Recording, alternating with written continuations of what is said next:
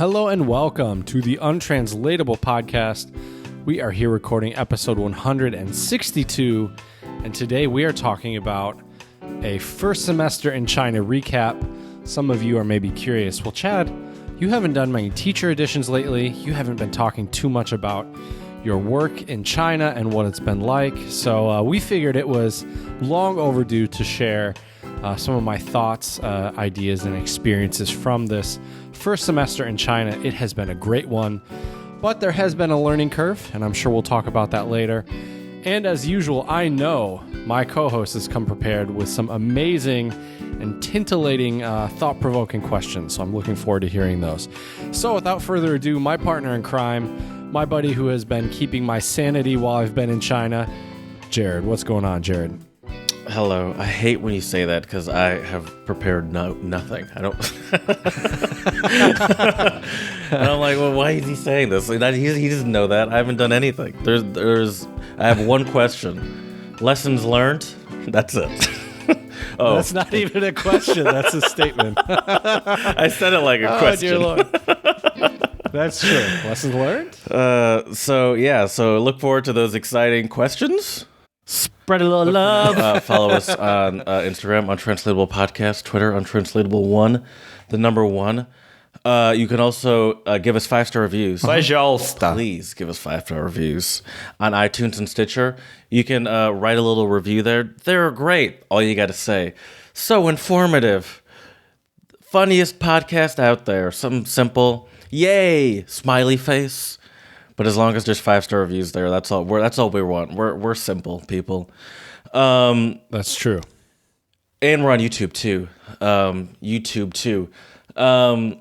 I've been doing some learning of my own, Chad. I am back from, as you know, a series of trips. I was in Louisiana for Christmas. I was in Toronto for New Year's, and now I'm like, all right, I've been traveling around a lot. Let's chill out. My credit card is smoking a little bit, like it's smoking both Maxed like, up. oh my God, I've been abused, and also like it's smoking like like it's been worked too hard. And From all that friction from putting it in the credit card machine. Exactly. And so I'm trying to find some things around me that I can do to entertain myself, but that's also cheap to free, free to cheap. And I thought, That's always good. I live close to the DIA, which is the Detroit Institute of Art. I'm going to go there, and I'm just going to look at some art. That is free for me because I live in Oakland County. And so I went there, and it turns out they had a little presentation on art conservation. They were going around, and they were doing some art conservation on some of the art pieces. So I sat there, and I watched them dust parts of the painting, and then also I watched them like stick pieces back onto it. It was this piece that was built, it was like a painting, but on top of it had like layers of sand, thick layers of paint that were supposed to represent like brick and stuff. And so over time, it was built in maybe the 90s. Over time, just the weight of all that stuff kind of starts sagging. Pieces start to fall off because it's sand, it's thick pieces of paint, and dust can get on it, which can get into the paint and dry it out and stuff like that. And so they have all these techniques to conserve it, and also it depends on what the artist wants, because the artist doesn't want them to preserve it, but they did get the artist to agree to conserve it in a way that they can sort of slow down the degradation of it, but not sort of not once certain pieces fall off, they're not going to try to stick it back on.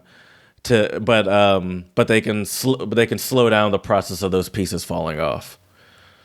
And so they gave the little speech and all the little different tools they use, and I mean it was only like a 10-minute thing, but I thought it was super interesting. And then obviously I walked around the museum other than that, but I thought it was super interesting, and it seemed like and it was interesting too to see, like, now I'm at an age where I'm like, oh, these people are like younger than me, but this is just like their job. It'd be a cool job. It does seem like There's a cool job. There's a lot of chemistry you have to keep in mind too. Actually, I can imagine. My father is super into art, as Jared knows, but our listeners probably don't know this. He actually studied at the Academy of Fine Arts in Berlin in the late 60s, early 70s, somewhere around there. If you've ever seen, he loves art. Our studio when the Blue Azul Moose Studios in Chad's place when we're together recording that Jimi Hendrix picture in between us, he painted that too. Mm-hmm. And that's just like a rough draft as well. That's not even the top one, I don't think. But anyways, the whole reason why I mentioned that is he was telling me that he thought about going into that line of business, but he said there is so much you have to know about restoration and chemistry, and it's really difficult. So it's impressive that there are some of these young people doing it. Sounds like you had quite an informative time, Jared, which is always great. You know, we love to share the things we learn and hopefully can teach our listeners something new. So I think that's really great. I will tell you, Jared, I have been in a mass hysteria of grading final exams.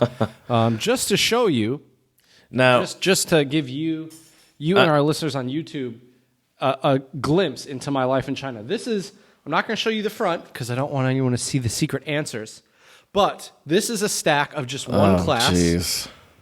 One class. Sorry for our listeners not on YouTube, but it's a giant stack of papers. Picture in Chad's hand a giant stack of papers.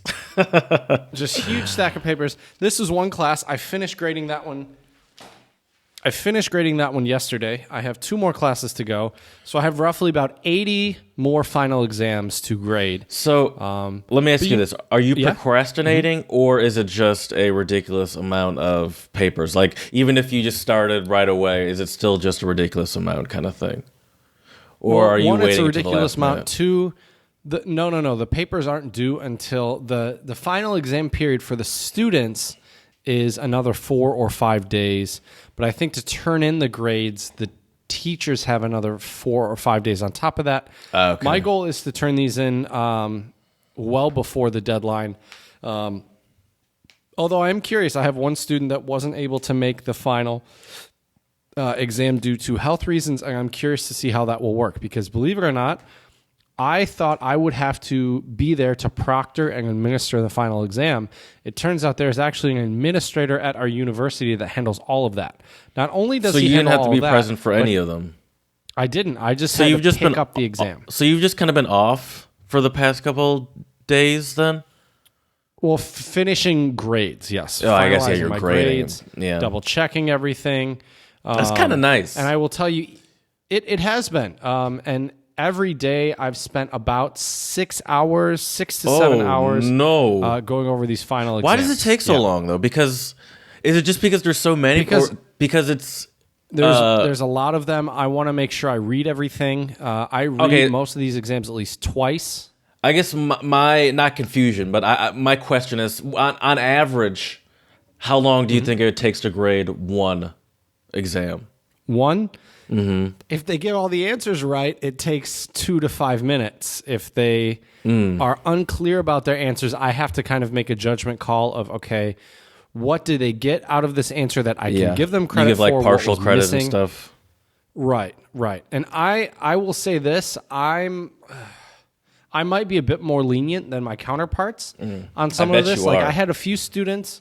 I had a few students on a true and false section actually write that it was false, but then they basically wrote essentially the same thing as the statement was. So I think most teachers, since they selected the incorrect answer but gave the correct judgment, they might not count it at all because they, would disqualify it because they crossed off the answer, right? But I gave them partial credit for it. Okay. We'll see if I get fired because I was giving students partial credit when I should have been more strict. Then I guess we'll know, but I don't think so. Do you is it like a personality thing that prevents you from being that strict? Why are you doing this? Well, are you scared to see people fail? Well, I'm not scared to see people fail, and even if I graded the exams a bit more strict, it's not like it would. Well, it's not like people are on the line of failing or not like that. No. The other thing is too is that a lot of these questions. I mean, yes, there is a right and a wrong answer, but most of the way every question is, there's no multiple choice. So for these, they're all open-ended questions, more or less. I mean, some of them have different process or whatever, and I can't really get into the details of that. But the fact that they're open-ended means that students can get certain things right and miss certain things. So it's really up to the teacher's interpretation.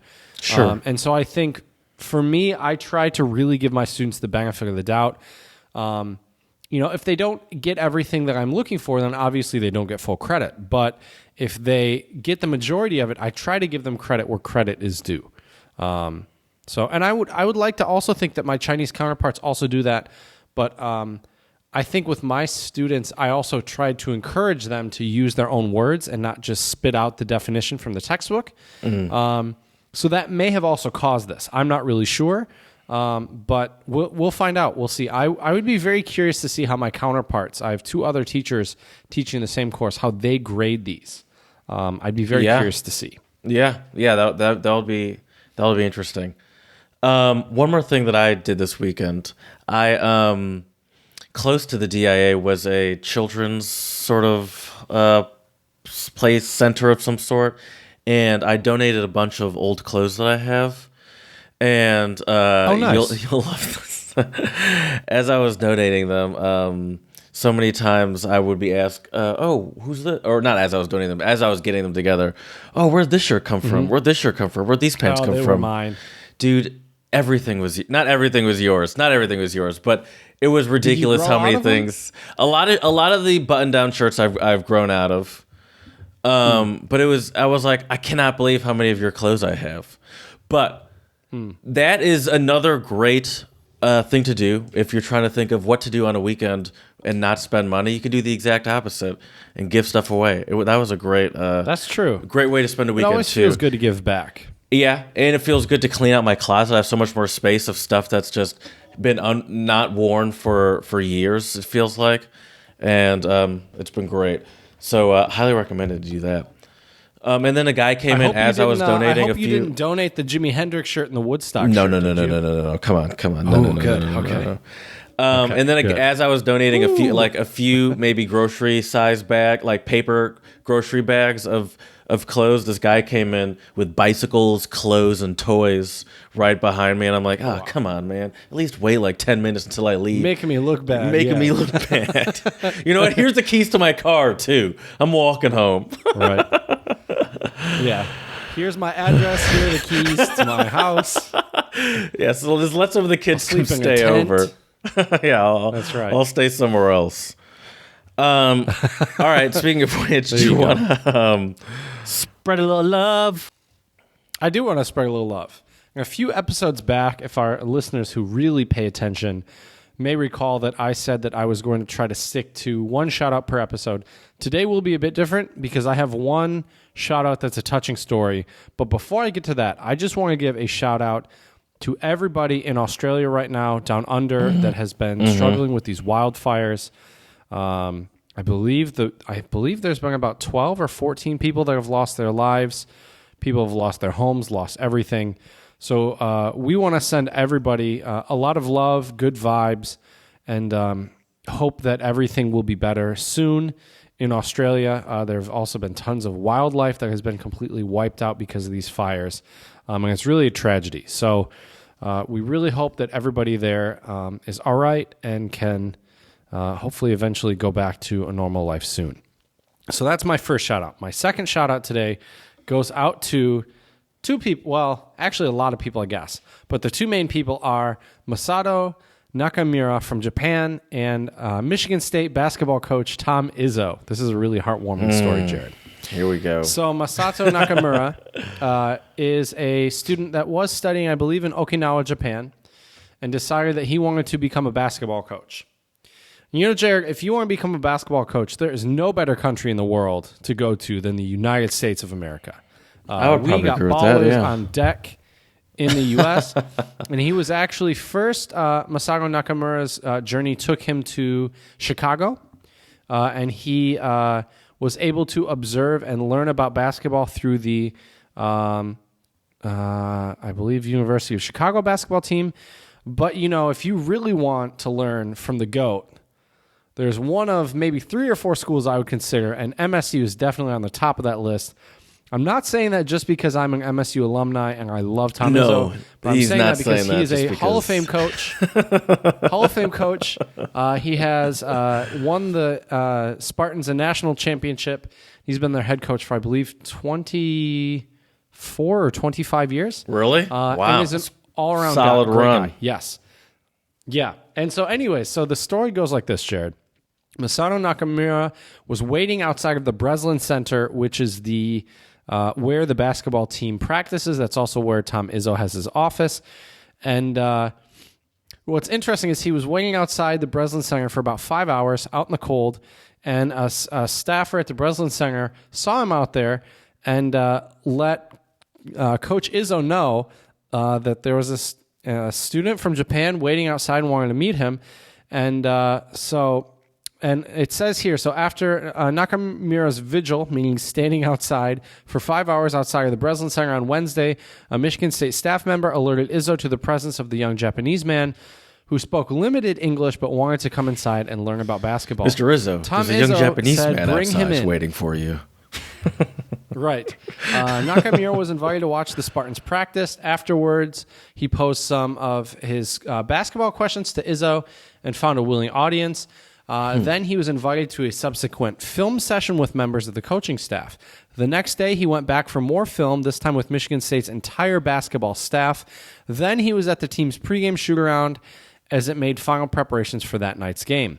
Nakamura, who is a college student from Okinawa, who has said, moved to Chicago last year to live with his aunt and learn about the game of basketball with the hope of one day becoming a coach.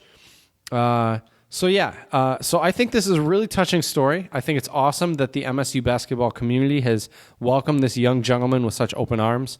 And I think, look, if you want to learn any skill, if you have somebody like Tom Izzo as your mentor, I think you're going to do pretty well for yourself in the future. And this guy, I mean, shout out to Tom. Mm-hmm. Oh yeah, sorry, yes, I agree. All I was gonna say was, what were you gonna say? This guy is like I also shout out to this guy for like going after his dream. I respect that so hard. Mm-hmm. Where he's like, I want to be a coach, but if I want to be a coach, the best place to do it is the U.S. So I'm moving to the U.S. and I'm gonna try to figure out how to be a coach. I love that. Yeah, I think it's awesome. Live your dreams. Really, really great. That's right. That's right, people. Live your dreams, and maybe one day you'll meet Tom Izzo in the process, which would be pretty cool. You know what else is pretty cool, though, Jared? Our untranslatable. So I think you know what time it is. Yes. It's time for that untranslatable owl that signifies our untranslatable phrases are coming up. Sorry. I think it's because it's the morning. I'm all crackly. This is the first time I've spoken today. Didn't do your warm-ups this morning, did you? No. I should do my high school musical. Now, brown cow.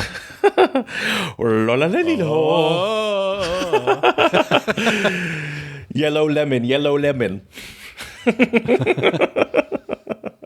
Sally sells seashells by the seashore. Anyways, what is your untranslatable for us today, Jared? My first untranslatable is in a language called Sinhala. It's spoken in Sri Lanka, and it goes Orua Paraluna Pita Hondai Kiva Wage, which means like saying the underside is better when the boat capsizes. Is this like... I feel like there's a lot of ways you can go with this one. Is this like looking at the positive from a negative situation? I'll give that to you, yeah. All right. When a person tries to see the bright side of a bad situation, yeah. Right, okay. But that person's usually is kind of annoying, right? Where it's like, well, I don't know. It's kind of like the person where it's like, oh no, we got a flat tire and rolled off the road, but then, it's like the sort of Twitter hashtag, but did you die kind of thing. Right. Or it's like, no one asked you. Okay? Very true. This is still terrible. Right. True. Well, Jared, I have 2 Chinese ones for you today. My first one is Ben Yao Xian Fei, and that means the clumsy bird must fly first. Is it like it's like the idiot is the guinea pig of the situation. It's like let the dumb person take the first risk. Not quite. I think this one is actually used more as like a term of reassurance. Okay, give me the literal translation again. Then I took it The clumsy bird must fly first. Where it's like where it's like for in order for everyone else, it's like we're all behind you, so like we're not all gonna go until you can go too. It's like we're gonna make sure you can do it before everyone else goes, kind of thing. We're on your side. We got your back. Kind of. You're close. What it means is basically that you. So say we're taking my English teaching methodology final exam, right? Mm-hmm. Because I taught the course, in theory, I should be able to ace the test, no problem, right? But for you would actually have to study for it. So I would say to you, don't worry, Jared. The clumsy bird must fly first. It basically means that. You may take more time to do something than someone else, but you still can do it. Oh, okay. I got you. Mm-hmm. Oh, okay. So it's like, yeah, you got to start somewhere, and you're going to start clumsily. Okay. Right.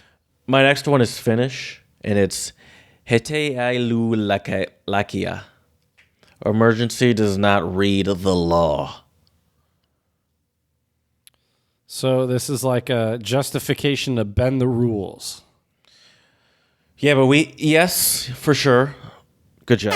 But we have a, it's I'd say less of an untranslatable, but it's definitely like a saying.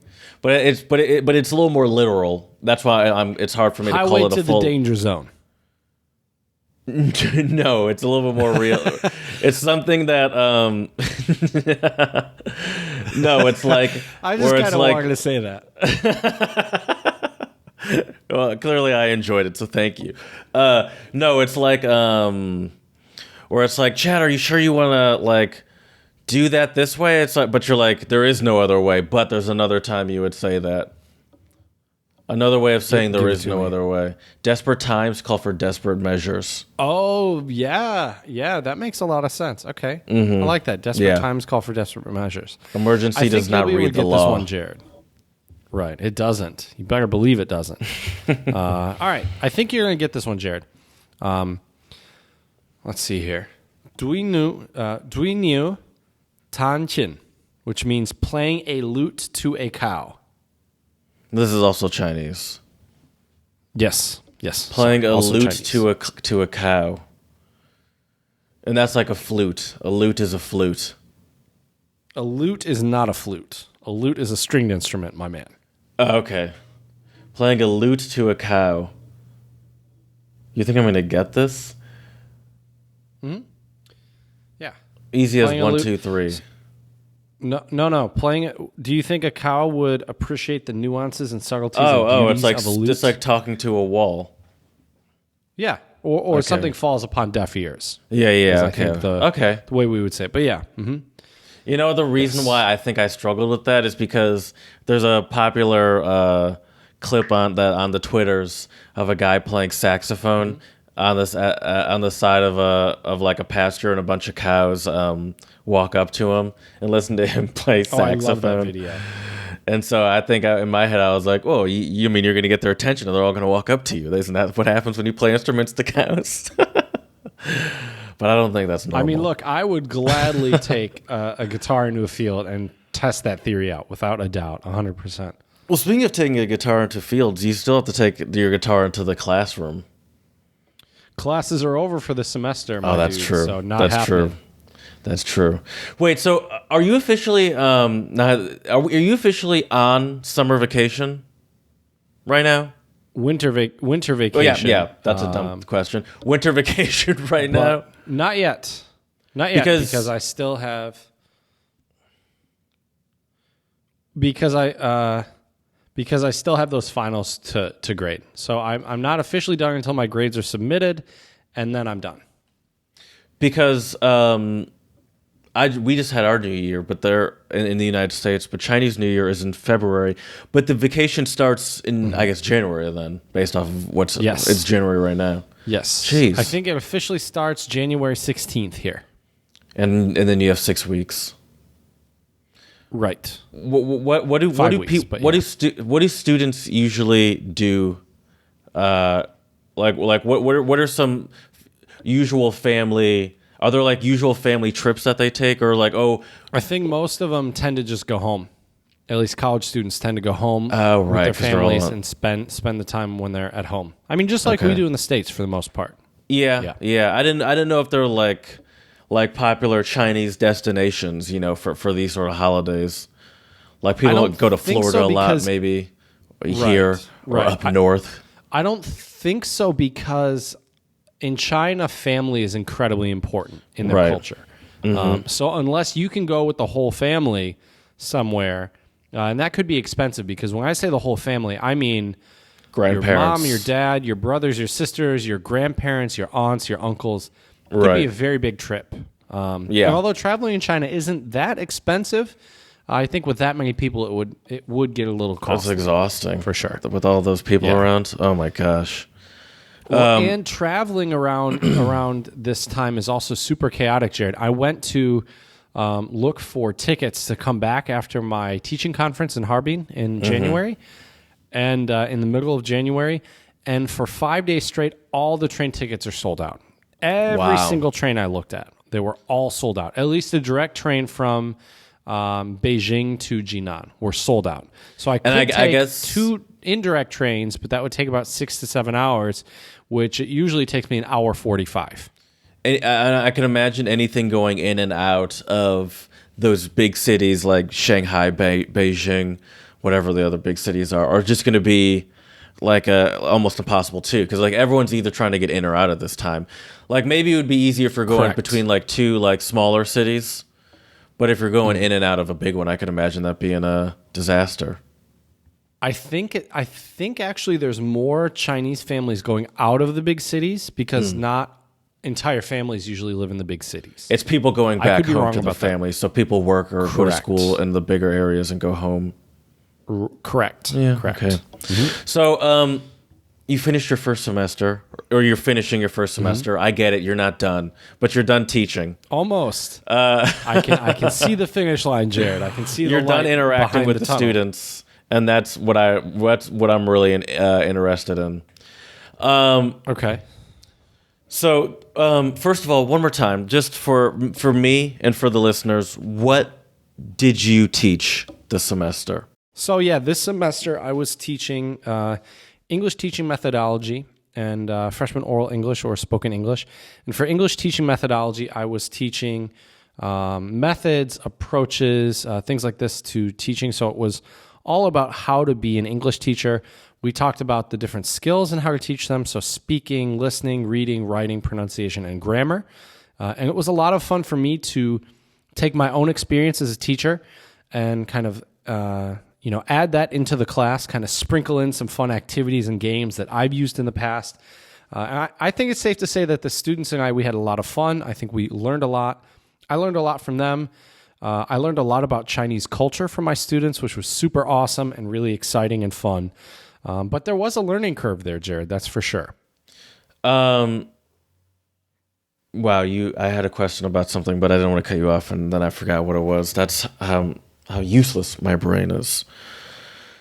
It's because it's in the morning, Jared. I remember what I was going to say. I remember what I was going to say. Is this because before you've taught, I assume you in all your classes, all the times you've taught before have been more focused on actually speaking the language. Did you actually get to use more of your it seems like you also got to use, correct me if I'm wrong, seems like you also got to use more of sort of your book learnings from your grad school too, and actually some of those words that a lot of times people, in my experience with my friends and people, anecdotal experience at least, you always hear people talking about how rarely they actually use their college the college book learnings in their. But it seems like you're actually pulling out terms and teaching those terms that were taught to you to other students directly. if I had $1 for every time I mentioned in class, when I was in grad school, we talked about XYZ, I would probably have more than $10. So that's pretty good. That's more than me. There was a lot of really useful stuff that I was able to take from grad school. And I think the thing that that my professors in graduate school did a great job doing was applying theory and practice and showing us how a lot of these things work. And so I try to do that with my course as well. I always try to give numerous examples, some crazy and ridiculous examples to wake up some of my students who looked like they were falling asleep. And my goal for every lesson in my English teaching methodology class, which I know I accomplished, was giving them at least 2 activities that they could use in their teaching, because this semester it was a junior level class, and well, not this semester, but the spring semester, they will actually have to do their student teaching. They do that in their junior year. So I was hoping to give them a slew simultaneously while they're taking your class. Like that's one of the things is the teaching and the other. No. They teach next semester. So they take a methodology class the next semester. What you're saying is should in theory be applying the methodology to the new stuff. They're very close to being in the real world, like being in it is what you're saying. Correct. Oh, that's cool though that you're like that close to them being like, all right, now you're off.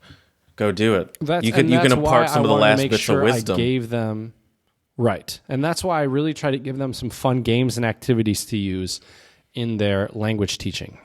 So that was really great. It must be rewarding to be teaching in comparison to teaching the language and seeing maybe your students actually get better at the language. It seems like a different sort of rewarding to be like a parent watching a student go off to like live on their own. You're like, all right, I've given you your wisdom. Now take this wisdom and go pass this wisdom on to other students. You know, it seems like it could activate almost a different pride receptor in you. That's rather true. than being You're right. like because it's like I like you're passing on knowledge to pass on to other people. When in other situations, it's like, oh, this person's just getting better at the language. But it's like, well, you know, even without me, they probably still would have gotten better at the language. I was going to say the same thing. Yeah, I was going to say the same thing. I just happen to be the person doing it to them. And the other thing is that I think I've created a decent rapport with my students, and I told them all before we had our last class, when you're teaching next semester, if you have questions or concerns or anything, please reach out to me, and I'm happy to help you. And I hope some students actually take me up on that, because when I say those kinds of things to my students, I mean it. Not all teachers do, but I definitely mean it. But I will tell you though, Jerry, I mentioned that there was quite a bit of a learning curve coming here to China and teaching, and there are a few reasons for that. Number one, I have never taught such large classes. My smallest class had 36 students. My largest class had 63 students. So that on its own as an environment to teach in causes some problems to the way that I've taught in other places, right? In the Czech Republic, I think my largest class had 17 or 18 students. Oh, wow. So it was completely different. In the United States, I had even smaller classes. I had a few classes where I only had 3 or 4 students. So it was completely different, which was really great. When you have those really, really small classes, it's very easy to really get to know your students and give them a lot more individualized instruction, which can also be really nice. So I don't like the idea of a one-size-fits-all model for teaching, but when your classes are that large, you kind of have to adopt one of those a little bit. And obviously I tweak and change things. But another thing that was very difficult was getting my students to participate like voluntarily. They just don't really do that here in China. You have to really just pick out a student, call on them, or what I like to do that a colleague of mine taught me was you ask a student to give you something, a color, a physical feature, something like long hair or short hair, glasses or no glasses, dark hair, light hair, whatever, and then you pick a student based on that. So if you were my student, Jared, I would say, give me a color of a shirt. And then Jared would say purple. And I would go, okay. And I look around and I find a student wearing purple. And I say, oh. And I would usually try to be like, that's kind of a bummer. Look from and I'd be like, That's kind of a bummer to me. I think the students kind of enjoyed it. I mean, I'm sure they enjoy it. It just seems so childish to me, where it's like it's sad that you have to resort to that is what I'm saying. But I mean, I understand it's a cultural thing. It's what just would the alternative be, though? I don't know. You just picking people, but then it's and I do that too, but that's also kind of boring. Yeah. And when you have students pick, it's more student-centered. And my favorite thing that most students would do is they would, I'd say, oh, give me a color. And then they would look right at the person sitting next to them, and they'd be like, black. If they have like Jared's wearing a black sweater, I'm wearing a black hoodie right now, they'd be like black. And if they both were wearing black, I would call on the student that looked at their neighbor to try to get their neighbor. And I'd be like, oh, perfect, you're wearing black. How about you tell me what you think? So it backfired a couple times. Yeah. Because I've always hated people who volunteer other people. It's like, all right, if you're going to do that, I'm going to pick you, not the person you're volunteering. Mm-hmm. So that was difficult. And there's another aspect here of Chinese culture that comes to play as well. In China, it's very important to not be a braggart, you don't want to show off in China. In China, it's really, I think, a very important aspect of Chinese culture is being humble. And if you always have your hand up and you're like, oh, I know, it's not the most humble way to do things. And I was talking to a professor of mine, and he said, call on your students. They know the answers. They aren't raising their hand because they don't know. They just don't want to be that guy or girl, which in a way I can respect. But I also try to really tell them, it's okay for you to volunteer. But that still didn't really change that much. Yeah, I mean, I guess it helps for them to hear, but you're changing like culture, you can't change what's like just ingrained in them, really, culturally and, that's personality a very important wise. Aspect of teaching is being aware of the culture in which you teach. Very, very important. Because there will be different practices and procedures and things when you teach. Have you seen a shift? Did you see a shift in your students where maybe if you were to had seen them in a class with a traditional Chinese teacher, like you could see how they might be loosening up in your classes, or more open? They definitely got more comfortable with my teaching style and me as their teacher. And I also, one of my goals was to improve their communicative competence, which basically just means improve their knowledge of English as a language, but also improve how to use it, how to apply what they know. And so I will tell you that the majority of my students, I could tell, became a lot more confident with their speaking abilities, at least speaking with me. They weren't as shy. Some of them even were occasionally cracking jokes, or, I like to use crazy and silly examples when I was teaching that course, just because teaching methodology, it's kind of cut and dry and boring in a way. You're talking about how to teach, and some of it can be kind of scientific. Right. So I try to make it fun. This is how you do it. Right. And one thing that sticks out in my mind is I forget what I had my students demonstrate, but I have one student who has to be at least 6'4", 6'5", really tall, and probably upwards of 220 to 240 pounds. He's a big boy. He's in good shape, though. He's not fat. He's a big boy, though. And so he came up and did a demonstration. I think we were doing different ways to teach vocabulary. That's what it was. We're doing a demonstration of how to teach and model different vocabulary. And so his group decided they were going to work on vocabulary in a coffee shop. And so he came up and he did a role play, but he did the whole role play. So he played like 3 different characters.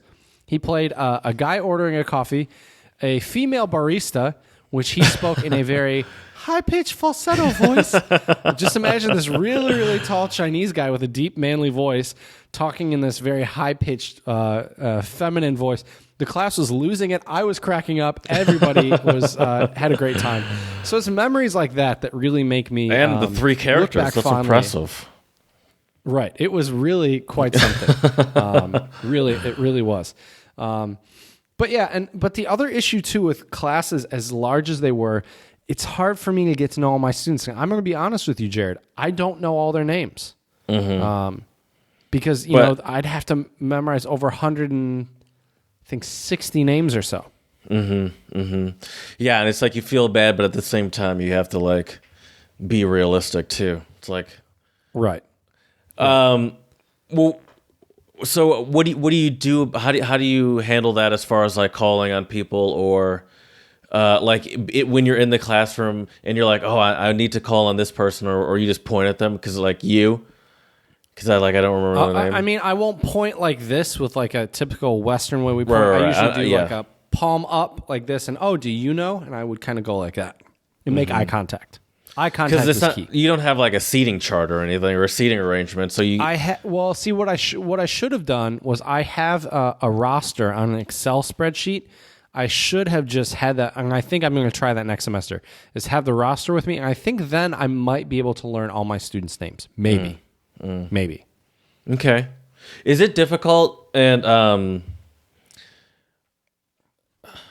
is it difficult like learning like Chinese names or even when you're in the Czech Republic? It's difficult pronouncing them. Even when you're in the Czech Republic, like learning their names because these are names that us as Americans never encounter really.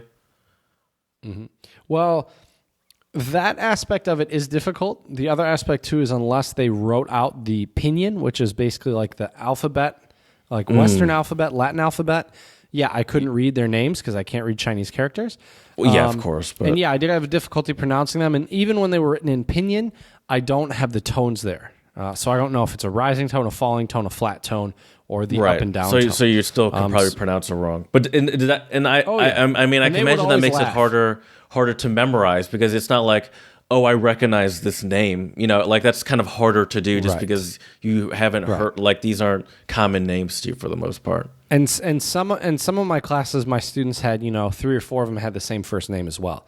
But I also had that same, the funny thing is in the Czech Republic, one, I was teaching at a school that had mostly boys. And if I would have said the name Jan or Peter or something, one? Pavel, Jan, Peter. I'm trying to think of other common Czech names, but basically there are like 4 or 5 Czech names that that you see a lot of Czech guys have. I could have just said one of those, and the likelihood of that being 1, maybe 2 or 3 of my students was pretty high. I can't necessarily do that here in China because I don't know all of the names, and I feel bad because this has been the first time in my teaching career where I haven't known all my students' names. Even in the Czech Republic, it took a long time, but I eventually got there. I mean, you were dealing with much more manageable sizes. I mean, you have to be sort of realistic with your brain capacity here too. And don't be too hard on yourself. But I understand why I will say you this, feel though, bad Jared. as a teacher, like not knowing students seems weird. Right. I will say this though, Jared, that the students, whenever I took the time after class to explain something or help them with something, they were super appreciative. I helped some students with a speaking or like a speech competition. They actually brought me really, really good cherry cake. It was like a thank you gift? Here, wow. Yeah. So students here are very very appreciative. If you are willing to help them out, they definitely really appreciate it. They acknowledge it. They do. And I never did it expecting, to get some tasty cake out of it. Now, will I eat the cake? You better believe I will. I totally will. But you betcha. As a teacher, I just try to help out my students whenever I can. And I think some of my Chinese counterparts, it's not their personalities or their fault, but they have a much higher teaching load than I do, and they just simply don't have the time.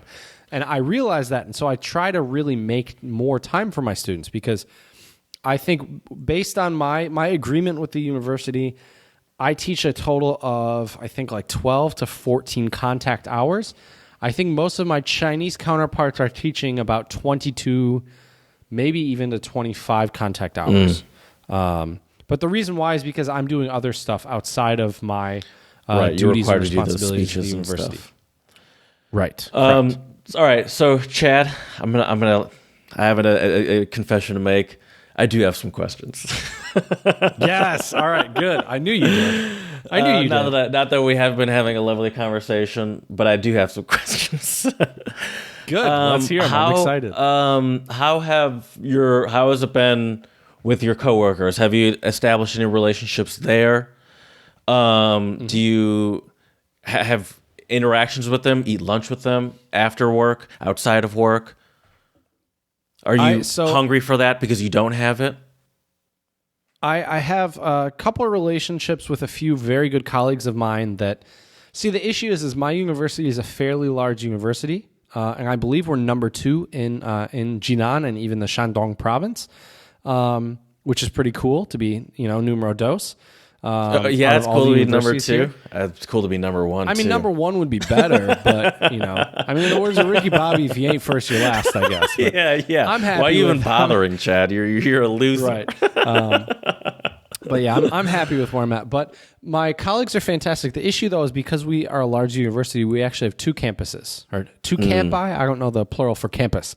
2 campuses, I believe, is how you say it. But anyway, so I really only interact with my colleagues that are on the West Campus or the new campus, which is where I live and where I work.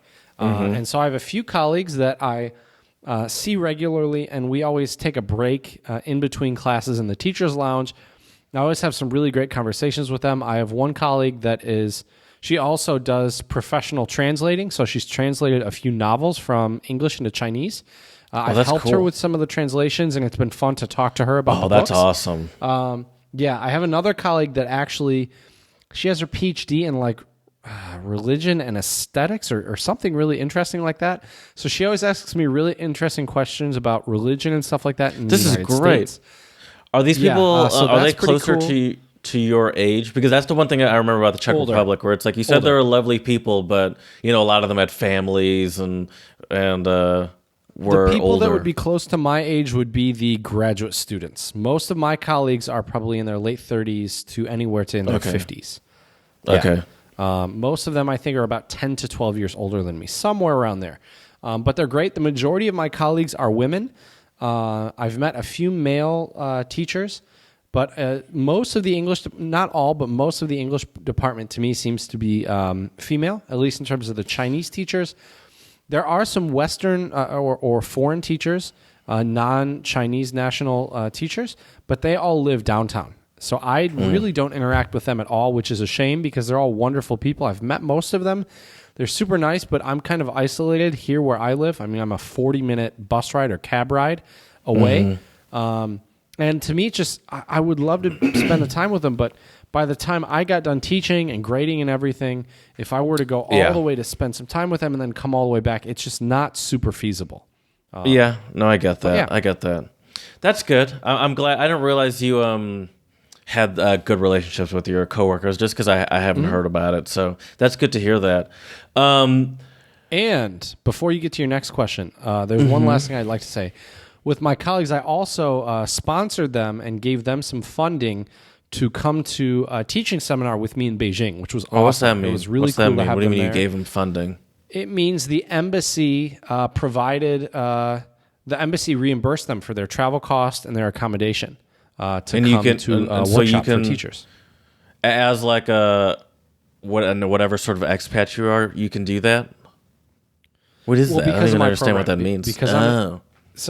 Because I'm an English language fellow, the embassy gives us a certain amount of money to help our colleagues out for professional development purposes. Oh, that's cool. So it was really cool to be able to support them, and give back. Wow. And I'm hoping to do that again next semester as well. That's sort of like a big responsibility. I mean... Yeah, it is. And I had to make sure I had all my ducks in a row. Otherwise, all that money was coming out of my pocket. Right. So I made sure I had all my ducks in a row. I feel like it's irresponsible not to give the money away to someone if you have the ability to do something like that. But at the same time, you got to make sure you're giving it to the right people and all that stuff. And wow, that's cool. You get a lot of perks out of this thing. I really do. It's a great job. I wish I could do this job forever, Jared. I really, really do. Sounds like a pretty good deal. Other than being a podcaster with you, I think those two I'd be a happy camper. Well, clearly we can do both. So. Right. Give me some more of these questions, though. These are great questions. Give me. I don't have a lot. But these are just things that. Celebrity teacher in Czech Republic, you are a bit of a celebrity teacher. You know, people would people would ask you to come to their classes or to their schools, almost to just show you off as the token American, and spin you around so they can look at you.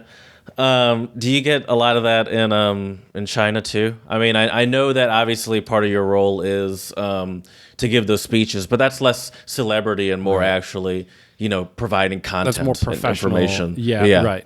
Well, and I think in the Czech Republic it was also for that as well, but I think because but also, it was a different type of program, it was is the fact that you're the shiny new American help with your presentations?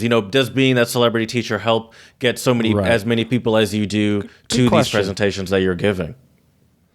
I'll put it this way, Jared. At my university, I don't really feel like a celebrity teacher the same way I did at the Czech Republic, just because I think in the Czech Republic I was a bit more rare because I was one of the few. I was actually now that I think about it, I was the only male language teacher, and I was younger and close in age to some of my students. So that in itself also made me a bit more of like a unicorn, as they may say. Whereas here in China, we have, I think, about 12 to 15 foreign teachers. Not all from the U.S., but from other places. I will say this, though. Most of them are over 45. And I have been told by many of my colleagues, it's so great to have a younger American teacher. It's no disrespect to my colleagues, but I think the students view you a little differently when you're younger. And I've even heard that from my American colleagues that are older, saying it's so great to have someone young and so full of energy here teaching. Well, they probably open up a little bit more because naturally, as an older person, it's gonna be harder to break that sort of level of respect that Chinese students naturally have when they're older. True, very, very true. The other thing that I've heard as well, though, from my colleagues, is that I don't know what they heard about me before I came here, but they said, we're really excited to learn about your expertise in teaching methodology and different approaches and ways to teach. So I don't know what they were told about my teaching before I came here, but it's been nice to hear that. It's been nice to hear that. I mean, so yeah, but I you have feel like a celebrity, though. You're not. Right. Yeah, I do. Ill-equipped to provide that. I've been doing this a little bit. Yeah. Right. I will say this, though, Jared. I do feel a bit like a celebrity when we do our teaching workshops through the embassy, because I'm up there and there are anywhere from 30 to over 100 people watching me. Yeah. So then I feel a bit more like a celebrity. I mean, a lot of times if we're at the embassy in Beijing, I have a microphone in my hand as well. Microphones are powerful. But I mean, that makes sense, though. But that's just also comes from the nature of you standing on stage and everyone staring at you and listening to you. True. One more thing. What is some lessons you've learned as far as presenting goes, whether it be ways to make your travel easier, or even just like tips that you now can use for the future. It's like, now that I've done this, I know every time, make sure I check my zipper or whatever. I don't know. That's a good one. Well, which you should do. I always try to make. I mean, I do this with everything in life, and Jared's probably going to roll his eyes when he hears this. But I always try to get to places early.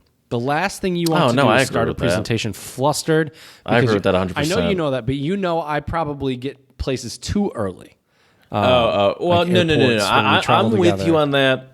I think I roll my eyes if you're talking about getting to an airport. I'd be with you on that, on stuff like this. Like I'm the kind of person that'll get to a interview for a job like 45 minutes early, and then just wait in my car and leave, and then get there like 5 minutes early. But I'll like sit in the car for 40 minutes and wait. I'll do that kind of stuff. Yeah. Oh, I would do that too. But in terms of lessons learned, I think it's really important to emphasize on the practical and the applications of what you're doing in your workshops and your presentations, because a theoretical workshop is going to bore your participants to sleep, number one. Number two, that's not why they're there. They're not graduate students. They're not taking a test. They need practical things that they can apply in their teaching the moment they finish your workshop. So I always try to keep that in mind whenever I'm coming up with a presentation and stuff like that. I will say that first time run-throughs are always a little bit rocky, so it's always good to practice it on a smaller audience if you can, and I think that goes with any presentation or workshop you give. But otherwise, I think be patient, be a good listener, and be receptive to your audience would be the things that I think I've learned. Okay. I mean, I feel like I've even noticed you as someone that talks to you through this pod all the time become a better public speaker. Since I've noticed some improvements, but it's just because you naturally are working at it, and it's a skill that anyone, no matter what your line of work, could use. So I'm just curious, honestly, a little bit for myself too, because I have to give presentations sometimes too, and I'm always looking at ways to improve. All right, well, I look forward to the next semester. I'm glad you're loving it. I'm glad it's going well. Honestly, we really only talked about teaching. I'm glad that you only really got sick once. Knock on wood. Me too. But me too. As far as your health wise goes, it seems like it went as well as it could go. And besides for the fact that it took forever for you to get Wi-Fi and stuff, it seemed like it went pretty swimmingly. Right. And it did. And my hopes for you are some sort of language improvement, and me too. I want to hear more about nightlife if possible. I want you in your area get out more somehow. We can do that. I know it's hard in Jinan. We'll see. Or not even nightlife. Not even nightlife. Excuse me. Exploring more of Jinan. You said you're going to get a bicycle and bike around more, see more of the outskirts maybe, or more of the inskirts, whatever it might be. Be fun, yeah. Some type of skirts. Yeah. Skirt on over somewhere. Let me see it. Sounds good. Yeah, it's been a great semester. I have to really thank all of my students and my colleagues. There have been some times when it definitely wasn't easy. It was difficult managing grading all the homework assignments as well with that many students. Mm-hmm. So one thing I think I'll change if I have such large classes is do more in-class work and demonstrations and stuff rather than give homework. And I think my students will appreciate that as well. Oh, it's been a great semester. And if any of you have any other questions and want more information about my first semester in China and some of my thoughts, get at us at untranslatablepodcast@gmail.com or untranslatable1 on Twitter or Untranslatable Podcast on Instagram. Another place where you can find some amazing stuff, though, is on our YouTube channel, Untranslatable, and check out our Song of the Pod playlist, which leads us to our Song of the Pod today, which is, what's the title and who's the artist, Jared? Still Sun. Why do you do this to me? I feel like you do this just so. The song is called Still Sun that Chad found, yet here I am now about to butcher a man's name because of it. That's why I gave it to you. All right, well, I'm going to try to say it, then I'm going to ask you to try to say it too, just so we're both butchering this. Okay, that's fair. Obong Jiar. I would say it just about the same way.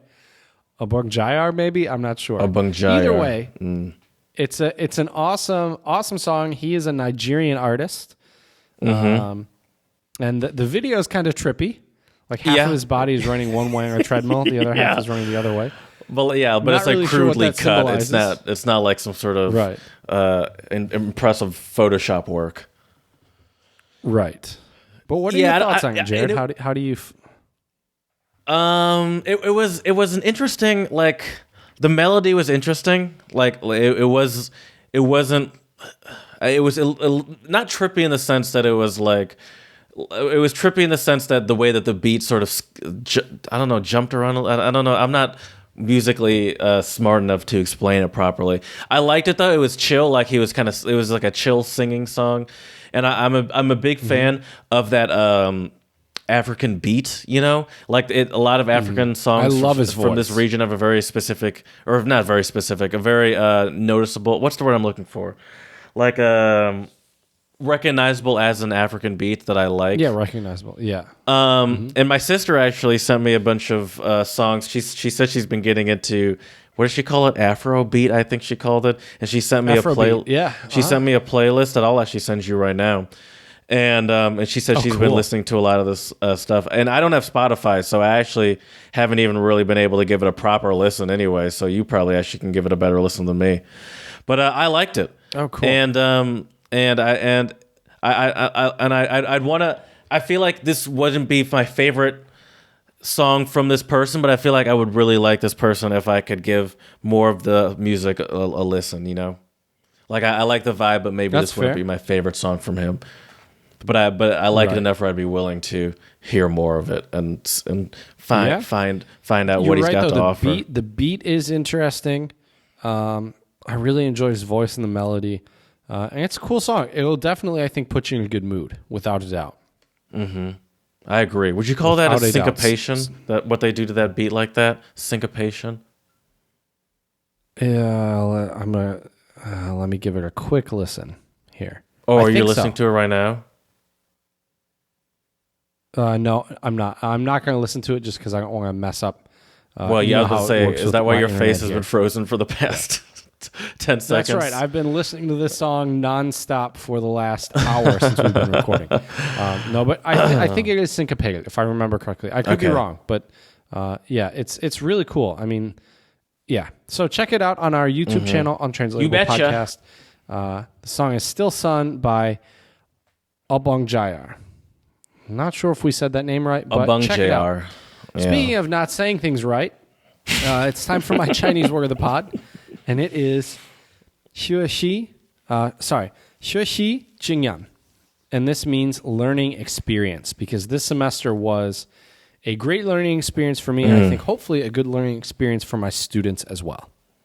Do you have you had a moment where you've gone back to think about before, all the times you were looking up YouTube videos, or all like sort of your pre-China fears, and think like some of them were kind of foolish, or good thing I was that prepared for something like that? Do you think back onto those things? I was over prepared and unnecessarily prepared. I was definitely, I came here too paranoid so standard, about Chad. stuff. Just that's standard. Yep. Pretty much. Yeah. I mean, the YouTube videos are interesting, but also now, like, whenever I watch those different YouTubers, I always watch them with a grain of salt, because I was telling you their narrative, and I was telling you because I remember a lot of the stuff you were looking at seemed almost it was like on the edge of horror story, and I'm like, well, yeah.